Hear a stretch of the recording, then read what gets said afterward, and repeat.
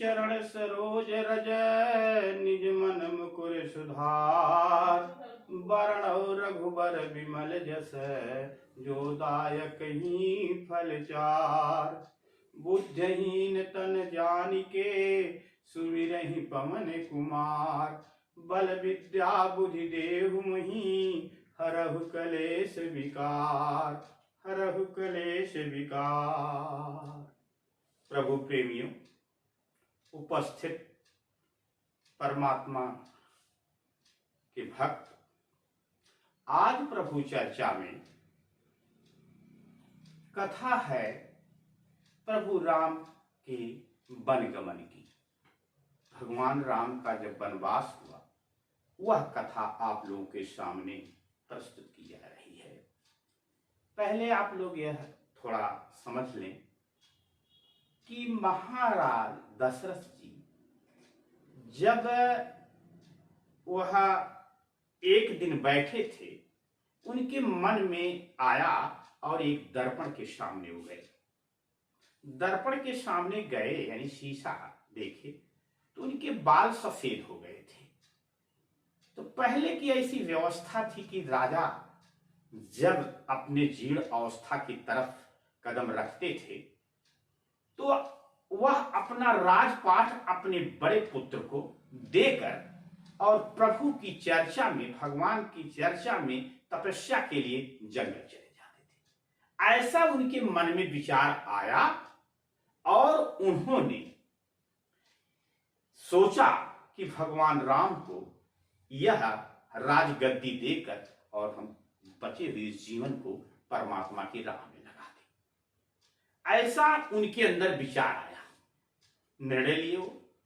इधर पहले की एक कथा आती है कि एक बार महाराज दशरथ जी जंगल में शिकार खेलने गए थे या मनोरंजन की दृष्टि से गए थे। उनके साथ महारानी कैकेयी जी भी थी रथ पर। कथा है कि बीच में कोई ऐसी व्यवस्था हुई कि उनके रथ के जो चक्के थे वह अस्थिर हो गए और महारानी भी एक कुशल सेना की जानकारी उनको थी, शस्त्र की जानकारी थी, रण की जानकारी थी। उन्होंने अपनी कुशलता से रथ के पहियों को गिरने नहीं दिया, ऐसी कथा मिलती है। और बाद में जब उन्हें यह पता चला रथ रोकने के बाद, तो इनको कुछ उससे इनके हाथ से रोकी थी या क्या था, ऐसी कथा थी। तो महाराज दशरथ जी इनके कार्य से, महारानी कैकेयी के कार्य से इतना खुश हुए, इतना प्रसन्न हुए कि कहे, देवी आज तूने अपने के साथ साथ हमारा भी प्राण बचाई है। इस रथ की व्यवस्था को मतलब संभाल कर तुम वर मांगो। हम इतना प्रसन्न हैं कि जो भी वर मांगोगी मैं उसे देने के लिए तैयार हूं, और एक नहीं मैं तुम्हें 2 वर देने के लिए तैयार हूं। ऐसी कथा इसके पहले है। तो महारानी कैकेयी ने कहा कि यदि समय जब आएगा तो हम वर को मांग लेंगे राजन, चलिए वापस घर चला जाए। यह इधर की कथा है।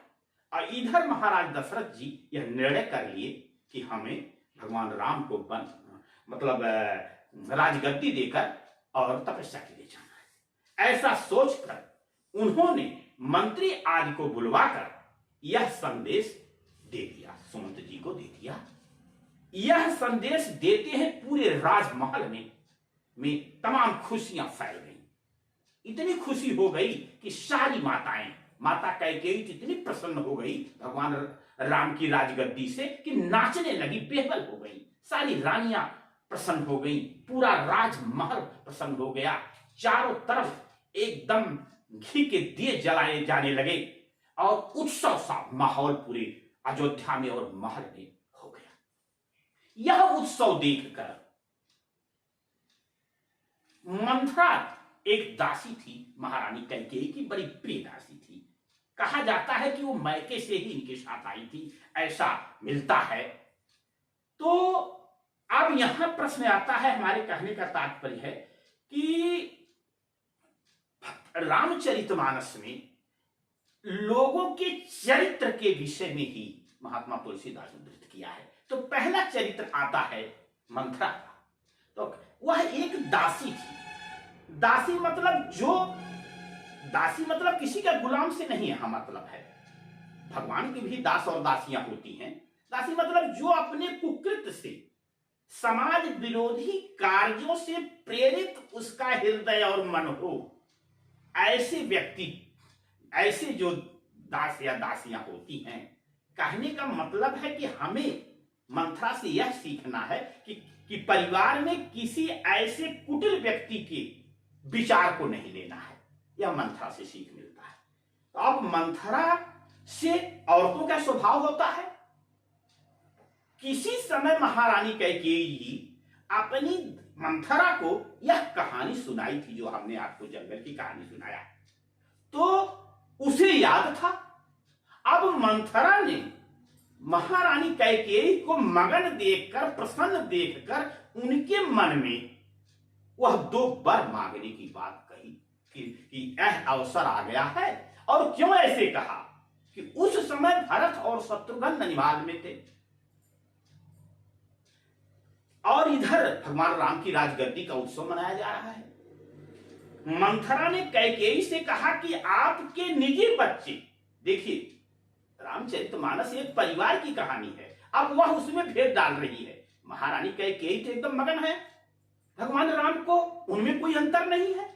लेकिन इसने क्या किया कि कह रही है कि जो 2 वर तुमने मांगा है मांग लो, क्योंकि तुम्हारे पुत्र तो नौकर हो जाएंगे।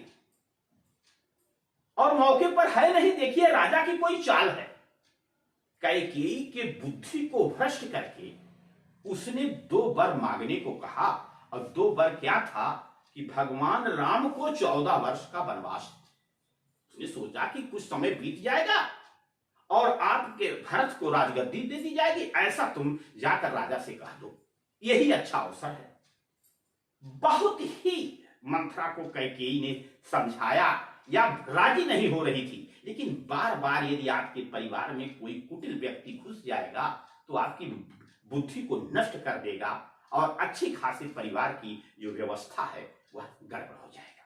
तो हमारी कथा आज वनगमन के कहने का अर्थ है, एक एक पात्रों का चरित्र आप लोग देख लीजिए। मंथरा का चरित्र उजागर हो गया, संजोग बस कैकेयी मान गई और कैकेयी जाकर, उस समय की ऐसी व्यवस्था थी, वो अपने राजमहल में जाकर और वह अपने को बहुत ही, अपने बालों को बिखराकर नाना प्रकार से ऐसा किया कि वह मतलब बहुत क्रोधित स्वभाव बनाकर बैठ गई।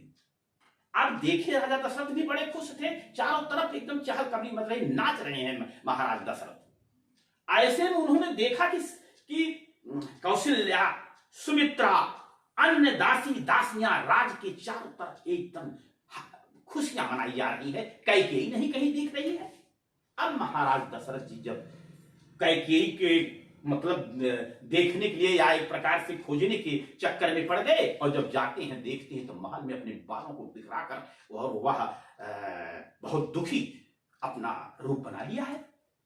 ऐसे में महाराज दशरथ ने यह पूछा कि आखिर ऐसा क्या कार्य है, क्यों आपने ऐसा किया, इतना बड़ा उत्सव में आप क्यों नाराज हैं।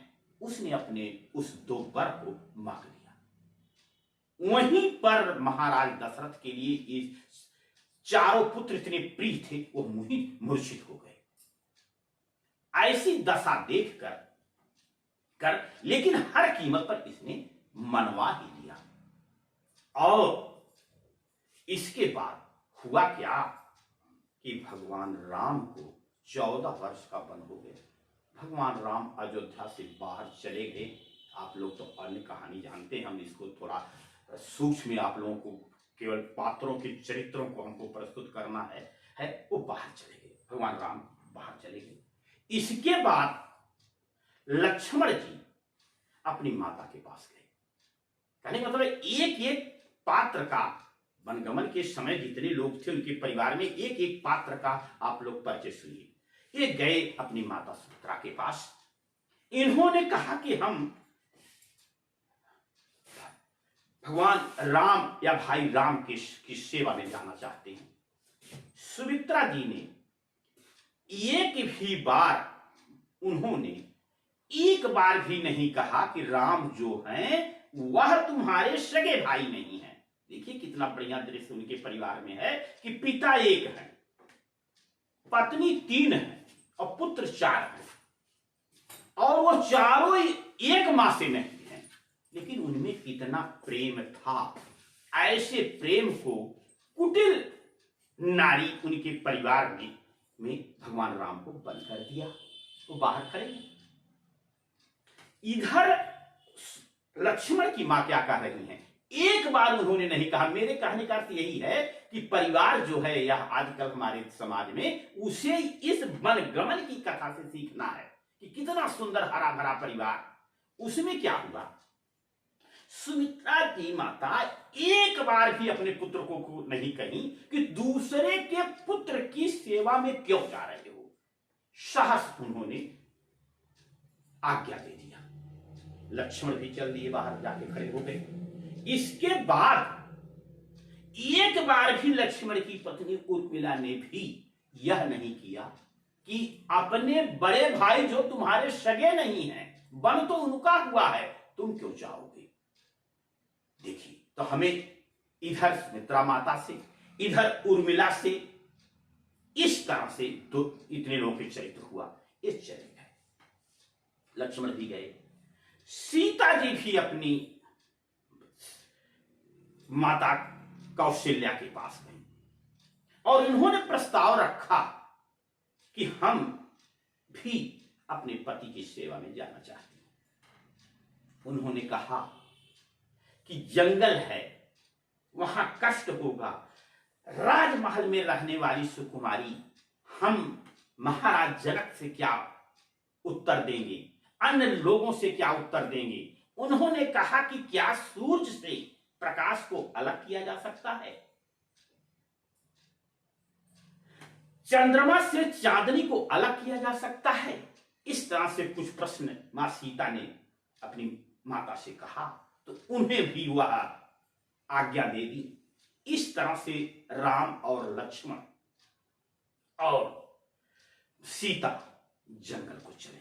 इधर क्या हुआ, यह सुनकर एक बार राजा दशरथ जरा सा उनका मूर्छा हटा और उन्होंने सुमंत को बुलवाया और कहा कि राम तो आज्ञाकारी है, वह तो हो सकता है कि लौटने को लिए न तैयार हो, लेकिन तुम रथ को लो और जाकर थोड़ा सा जंगल में टहला घुमाकर किसी तरह से बेटी सीता को तुम वापस लाओ।